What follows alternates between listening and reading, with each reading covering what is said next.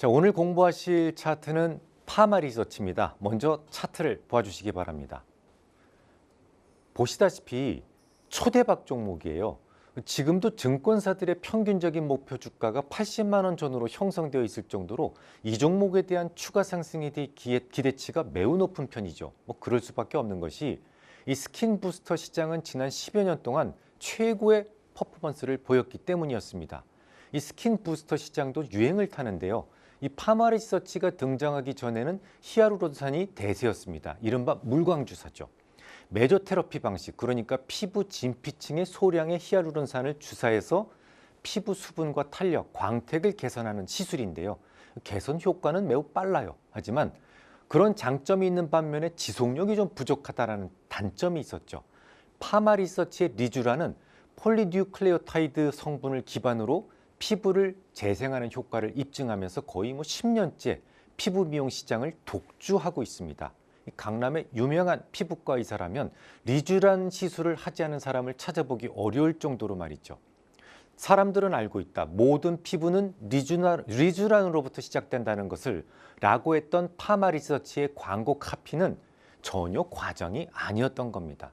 오죽하면 파마 리서치는 현금이 너무 많아서 어쩔 수 없이 광고를 한다라는 말이 돌 정도였죠.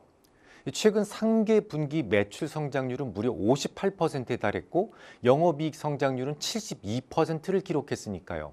매년 수천억씩의 영업이익이 소복소복 쌓이는 구조다 보니까 그런 말이 나올 만도 한 것 같습니다. 하지만 저는 이 종목에 대한 매수 의견을 오늘부로 내려놓습니다. 오늘 이후로는 보유 의견으로 하향 조정을 할 생각입니다. 우선 현 주가는 12개월 포드 EV 에비타 기준 22배입니다.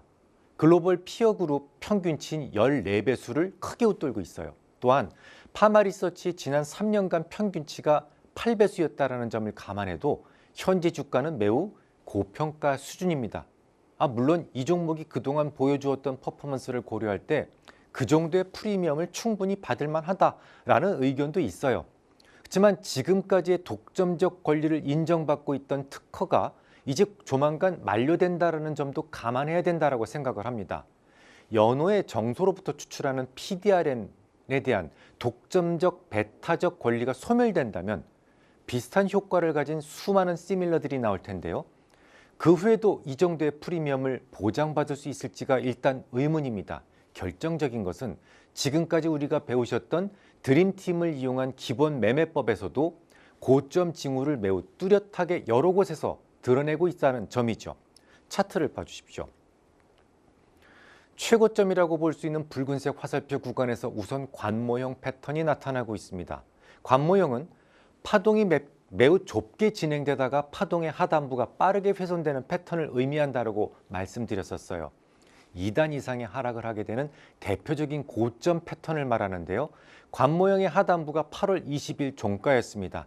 그러니까 65만 3천 원을 하회하는 경우 즉시 적어도 절반 이상은 매도가 되었어야 돼요. 만약 그때 매도를 못했다고 하더라도 또 다른 매도 신호가 있었습니다. 자, 차트를 다시 한번 봐주세요. 차트에서 보시는 것처럼 파동의 각도가 현저하게 눕고 있는 모습이 관찰됩니다.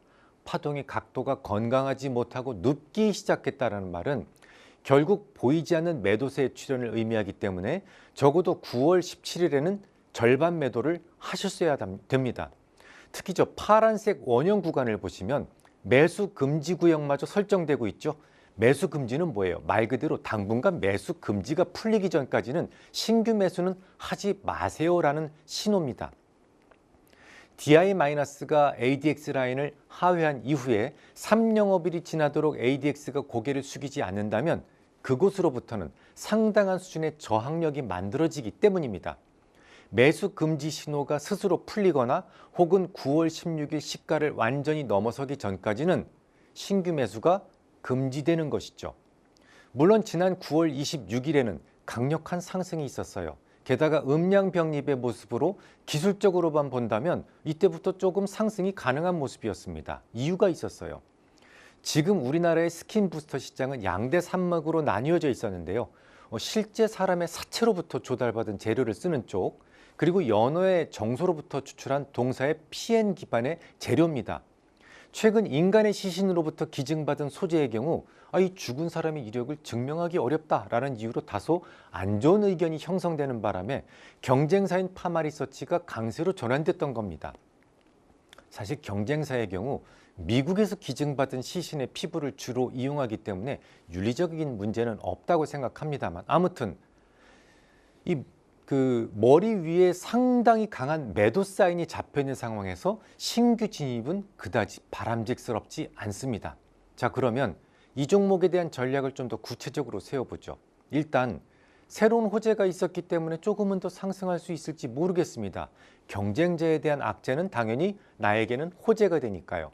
하지만 DMI 매수 신호가 풀리기 전에는 신규 매수는 금지입니다. 오히려 전고점에 이르는 순간까지 계속해서 비중을 줄여놓으시는 것이 좋겠습니다. 워낙 좋은 종목이에요. 그래서 전량 매도는 좀 그렇고요. 앞으로도 좋은 실적이 계속해서 발표될 가능성이 높으니까 절반 정도만 보유하시는 전략이 앞으로도 좀 바람직스럽지 않을까 생각이 됩니다.